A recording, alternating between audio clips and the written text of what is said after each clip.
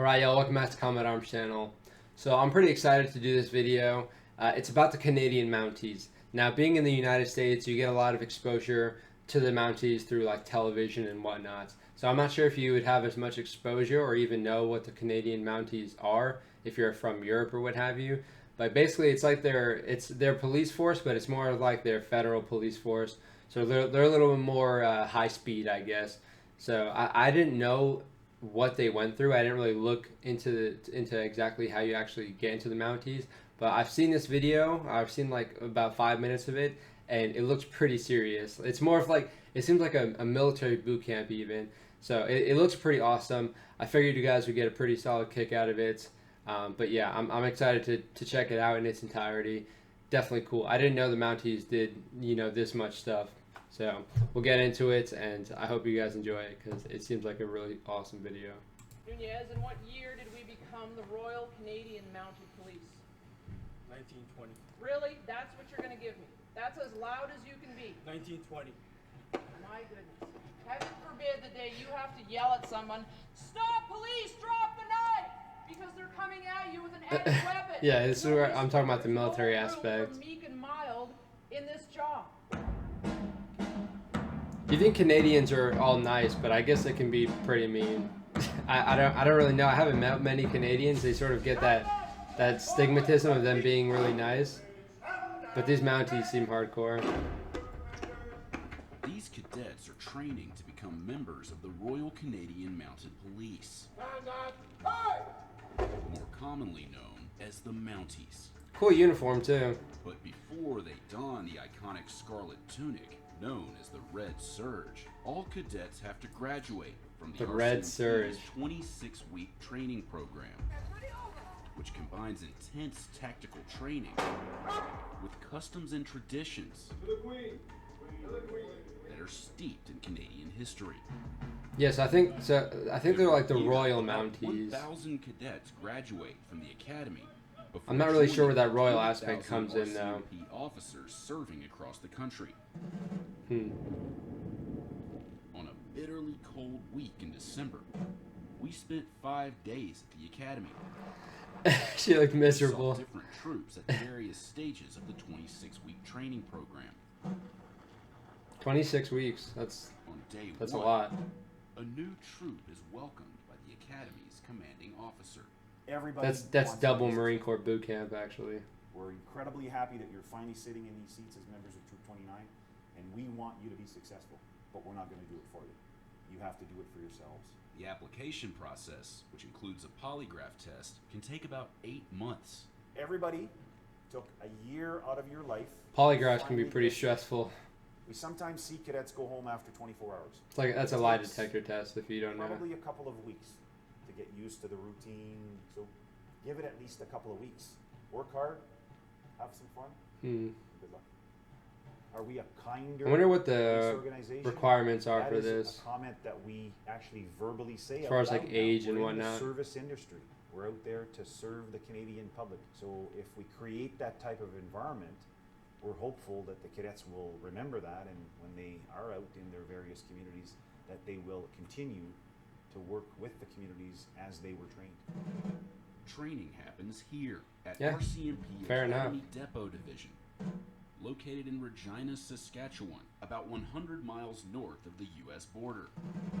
It's a region of Canada known as the Prairie, where during our visit to Regina, sustained winds That's an unfortunate combined name. with the low temperature made it consistently feel about negative 25 degrees Fahrenheit. The starting salary for a constable in the RCMP is about $53,000 a year. After 3 years, it increases to about $86,000. Applicants must be at least 19 years That's old not bad. and willing to relocate anywhere in Canada, 19. including remote provinces like Yukon and Nunavut. You say none of it? Is that The Royal real? Canadian Mounted Police, as we know it today, was founded in 1920. The Canadian Rockies, the legendary Mounties, are the symbol of law and order in this vast domain. Although they're called Mounties, That's the beautiful, though. RCMP isn't a mounted police force, and horses are only used for ceremonial events. Here come the Mounties to get the men that are We're not what you see in the movies from Hollywood. People see the red jackets, pointy hats. He was a and good black singer. dresses, and they think that's what the RCMP is. But we're police officers first and foremost. And I think that's probably the biggest misconception. The reality is policing back roads in small towns by yourself. We are a police force. That's the biggest message. And it all starts here, at Depot, I need you to stand up. You're under arrest for assault with a weapon. where most of the training is focused on mastering police procedure, practiced in realistic scenarios, where cadets play the roles of both the officer and the suspect. Anything that you do say to me, It's always fun. Do you understand? You can act very belligerent and That whatnot. stuff, I didn't mean to. I'm not that type of person. Okay, good to know. Could I get a 1028, 1029 pros on a Saskatchewan marker when ready? We're trying to prepare them for the realities of policing. Do you have anything on you that could hurt me or you? Policing isn't an easy profession. I like their make facial the hair. It looks program pretty such that professional, they will be honestly. physically and mentally prepared. But they also have to have common sense. They have to know their powers of arrest. They have to know the law. So it's a real combination of two things that need to happen all at once. Male and female cadets train together at Depot,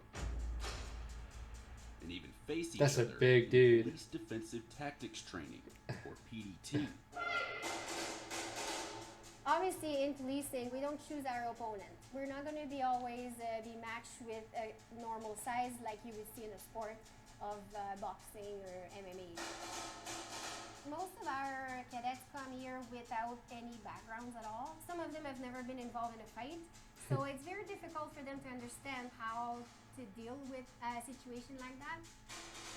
Cadets are faced with additional disadvantages. That's awesome Sometimes training. They're only allowed to use one hand, or they're only allowed to use leg strikes. That's really awesome. Another exercise requires one combatant to spin around in circles before the fight begins. If you get into a fight with an opponent out there in the street, it could happen that you get hit in the head, and that can create like some kind of dizziness, a little bit of a concussion type of scenario. We want to make sure that they have this kind of understanding without putting them into a concussion. That's really Obviously, smart. We don't want them to be hurting. That's like next themselves. level stuff, really. That's But with awesome. punches flying, minor injuries do occur. Sometimes some things like that happen. We try to mitigate that as much as we can, so it's almost a good thing that he can feel that, so then if it happens in the field, he knows how to deal with it. She's not wrong. That's awesome. In this scenario, cadets attempt to subdue an aggressive assailant and apply handcuffs, but it's not easy. To make the scenario more challenging, cadets are matched up with assailants who are bigger and stronger than they are. Whose objective is to try and grab the gun and baton from the cadet's duty belt. The reason that we do this is basically to allow the police officer to reassess the totality of that situation. And now that jeopardy has That is reached really the smart. police officer, they should be able to reassess that situation. I don't know what normal police go through as far as training like that, but that's pretty cool. And then come up with a new plan based on their risk assessment, which is always evolving. Nobody dies at Depot. This is the place to make mistakes, because when police officers make mistakes, people get hurt. Some of the stuff they see and will see is not nice, and we need to help. He's got a great them, mustache. physically and mentally. Being exposed to pepper spray is a common part of law enforcement training, and it's no different in the RCMP. Get appreciation for using pepper spray, so they understand essentially that it's painful, and so they understand that it works, it's effective, and that they can Pepper fight through it spray if in they are slow exposed to motion the is spray always themselves. hilarious. They do 50 jumping jacks, so we just want to get their heart rate up just to simulate as if they were in some sort of a physical altercation perhaps. They then go into the actual chamber where it's been contaminated with pepper spray. Yeah, you get a good appreciation for pepper spray when you actually get hit by it. Rest on the subject inside that chamber, keeping their eyes open, being aware of their surroundings, and fighting through that painful experience. I kind of had fun getting OC sprayed, Cadets honestly. take it to another level. After being exposed, cadets exit the facility and perform an arrest in the freezing cold. Would you like to speak to a lawyer when we get back to the office? I feel like that would Probably make it feel a little bit barely better. cold when they're out there immediately after the exposure. It's only once that the effects have worn off that they realize it's actually cold outside. It actually will help somewhat with numbing that pain of the pepper spray once they get back into a warmer environment. Just had to adjust the volume. Is everybody able to hear me over there, late one? Okay, here we go. Shooting. Because the things that I say are so important. See how they do this. Cadets fire between 800 and 900 rounds during their 65 hours of training. He's got a malfunction. Probably 15-20% of the cadets that show up have some sort of firearms experience, whether that's pistol, shotgun, rifle, or hunting. We're able to take someone with absolutely no pistol or firearms experience and make them quite good shooters and successful. Another malfunction. So week 2, I wonder if that was on they shoot purpose. Their service pistol, Smith & Wesson 5946, that is their pistol, and it will follow them through their career until they so retire or move on to something else. That's cool. Firearms is a very important skill set to have, and if the day ever comes that you actually need to rely on your pistol to protect a human life, it's going to be a situation where we hope that you're proficient and you're prepared for that day when it does come. I was here yesterday. I'm trying to make a living. Drop the knife, sir. You're always trying. These virtual trainers are awesome. Cadets interact with a video in which role players create a scenario that tests judgment. Sir, can I see your hands? You already. And how to de-escalate a threatening situation. The judgment simulation room is also equipped with what's known as a shoot-back cannon, which fires projectiles at cadets. We can basically That's really cool. shot with the shoot-back cannon, and it will remind them to go use cover. So it only needs once or twice, and then they quickly get behind cover. They have some really, really nice facilities. Every cadet Kind of is required surprised. to pass the PAIR test. Troops, steady up. PAIR stands for Physical Ability Requirement Evaluation, You're gonna run hard and everyone's gonna get superior today? and it's used to determine a cadet's physical ability for duty. Ready, go. Pace yourself, buddy. The PAIR is the current job standard test that we use. It's the measure of success for fitness and physical ability when cadets graduate from DEFO. So if a cadet is unsuccessful at PAIR, then they will not graduate from our program. The cadets will run 6 laps of an obstacle course that includes running over a set of stairs twice in each lap, as well as jumping over some lower hurdles and going over a 3-foot barrier, laying on the ground. I mean, I guess that makes sense if you're talking about police physical fitness assessment. That that altercation, and they need to push and maneuver a weight 6 times. The weight is 70 pounds. 350. The standard for what we call a pass is 4 minutes and 45 seconds. In policing, the physical demands are unpredictable, and it's difficult to do your job well or safely if you are unfit. Cadets are also timed in scenario-specific training like this exercise, where the objective is to load up a truck bed with various life-saving supplies. Each item weighs about 50 I've seen pounds. something like this. I think it was with the Safely Royal load the truck Marines, in less than but I 2 know the minutes. Gurkhas do something similar. 202.9. Training moves outside when cadets work with a dog handler.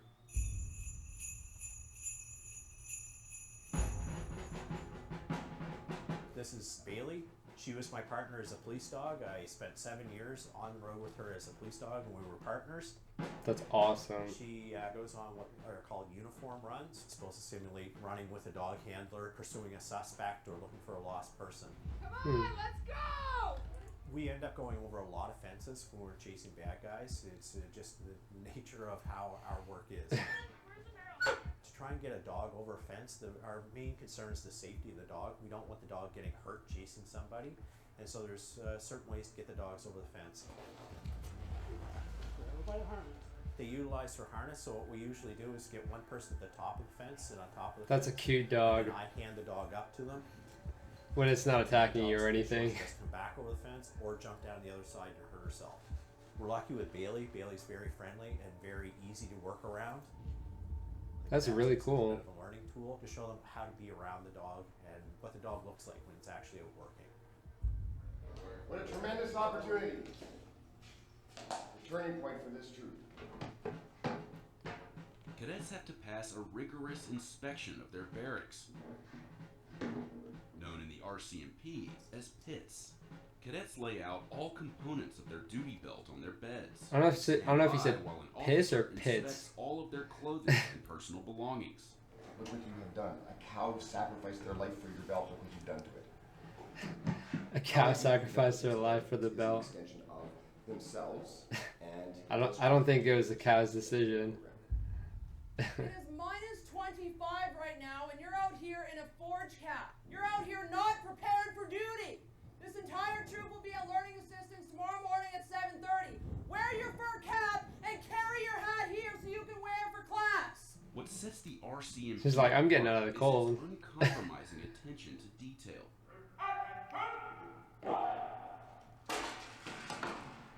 Is he wearing spurs? Full display in the drill hall, where cadets spend hours practicing marching, maneuvers, and customs. It's an extremely valuable component of training here because it teaches cadets that sense of discipline. He looks like a very World War II officer, like a German officer or It's about something. conditioning the mind. Simple commands, you respond. You see the threat, you respond. Even though it looks very ceremonial in nature, it's all connected back to doing policing. The bottom of the flap, all the way down here. Lower it, the bottom. Yeah, it's sort of That's where it sort of about should be. building Why are discipline these and things attention to important in our detail. uniform? Public perception of us. What happens if we have poor public perception? Lack of faith. It's not about buttons and zippers, and it's not about marching. Everything has a connection back to policing. Attention to detail in your uniform translates to looking for what's missing, looking for what might be evidence when you get out into the field.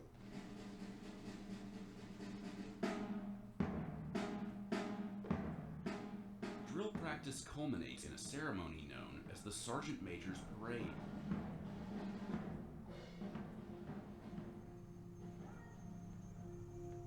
Every week, there's a special guest in attendance.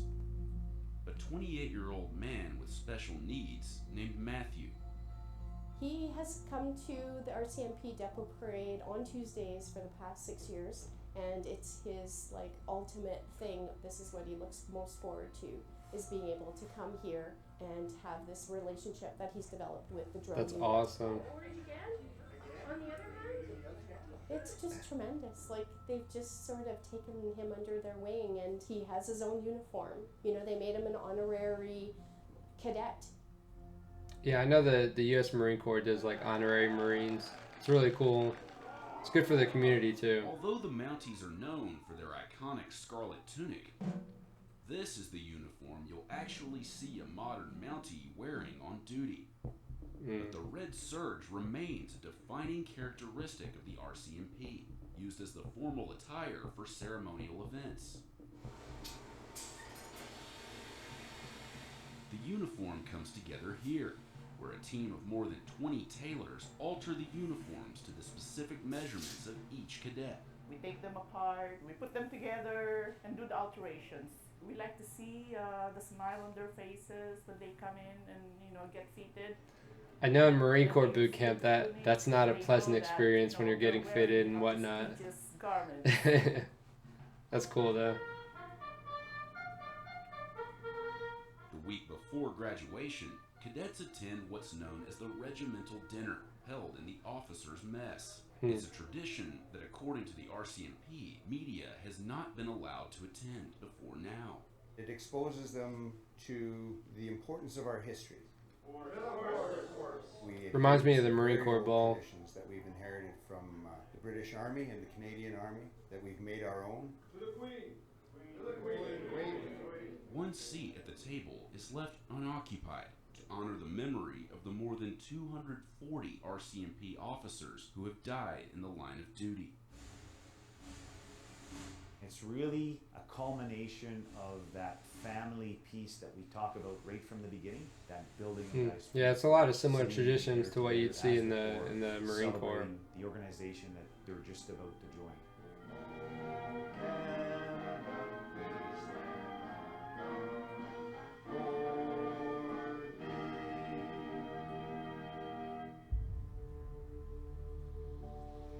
Before they graduate, cadets take part in the oath ceremony,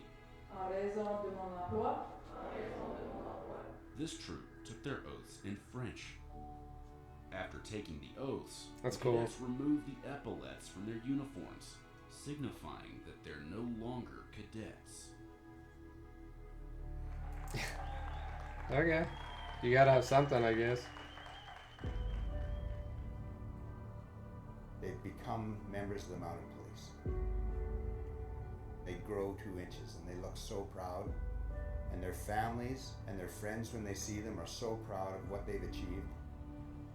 Canadians trust the RCMP and have for a very long time. Yeah, they have some pretty cool uniforms. It's I like the fragile, holsters and too. We have to make sure that we maintain that.